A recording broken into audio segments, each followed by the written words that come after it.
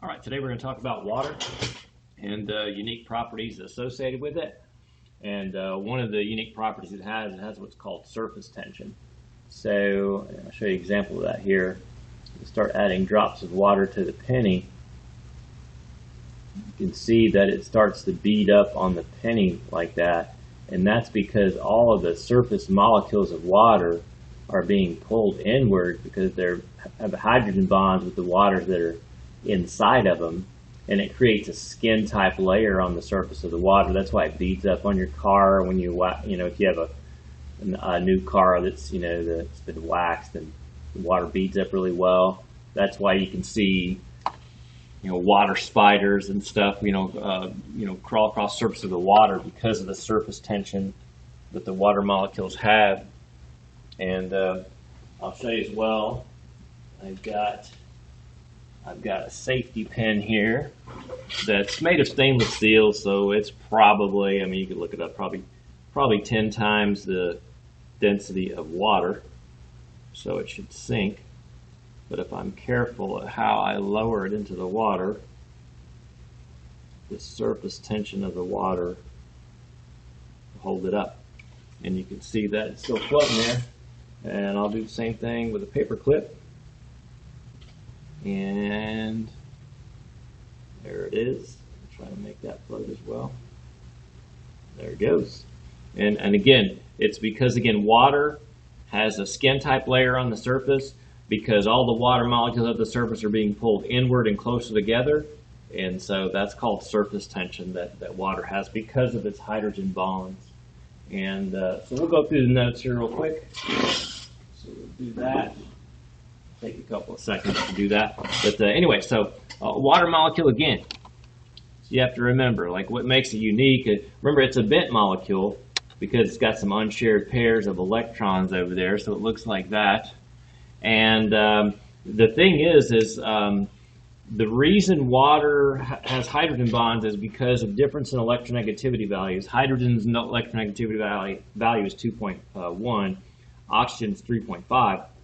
And so that means that electronegativity is the attraction for electrons. So that means oxygen is more attracted to those electrons in that bond, and so they're hanging out over here. So this side of the molecule is negative, and that means the only thing left, remember, hydrogen only has one electron. So if the two in that bond are hanging out over here, all there really is this proton over here.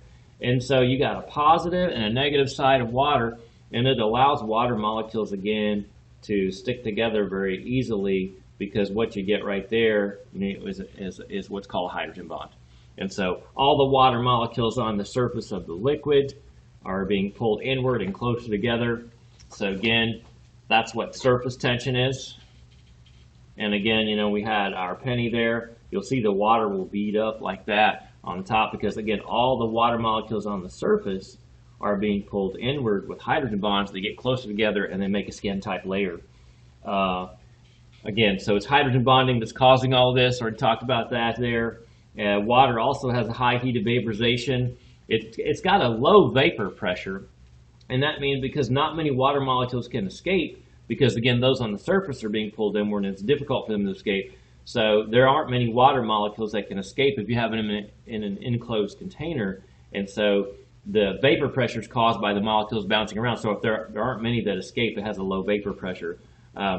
Has a high heat of vaporization, and that's the energy. Heat of vaporization is the energy required to vaporize the water. So it takes a lot of energy to do that because the water molecules have to overcome hydrogen bonds in order to break apart.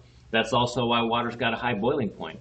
The boiling point of water is high compared to other liquids because, again, you got to overcome those hydrogen bonds. And like I say, all the unique properties of water are because of hydrogen bonds. Also, ice has an open framework. And the reason ice has that open framework is because when the water molecules stop moving, they get locked together in a framework that looks like a honeycomb-like shape. And so ice is less dense than water. And so that's why ice floats. Typically a solid would be more dense than a liquid, but that's unusual. And the reason that ice is more dense than water is because of the hydrogen bonds that create this honeycomb-like structure when water molecules stick together. Other things interesting about hydrogen bonds, and hydrogen bonds are what connect the strands of DNA. And the thing is, if it wasn't for the strength of hydrogen bonds, there wouldn't be any living thing because DNA, the hydrogen bond has to be just the right strength that hold the DNA together so it does not deteriorate, and yet allow it to be unzipped to make RNA. So it's got to have just the right amount of strength, and it does. And also, hydrogen bonds are what hold long-chain cellulose molecules together in plants and trees. And it's because of the strength of those hydrogen bonds that you can have trees that are, 300 foot tall. And so that's it for unique properties of water. Again, like I say, all of unique properties are caused by hydrogen bonding.